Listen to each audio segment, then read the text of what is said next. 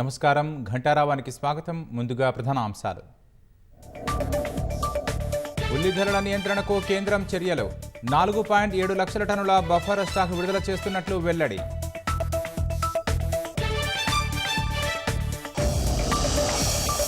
BJP బహుజన వ్యతిరేకి అని ఆరోపించిన రాహుల్ గాంధీ ఎన్ని దుష్ప్రచారాలు చేసినా రిజర్వేషన్లు కాపాడుకుంటామని స్పష్టం.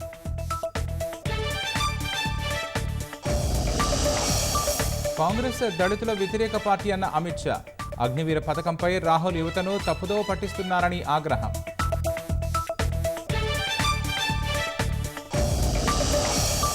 ఎమ్మెల్యే సునీత ఇంటిపై దాడిని ఖండించిన హరీష్ రావు కాంగ్రెస్ పాలనలో గుండారాజ్యం నడుస్తోందని విమర్శ.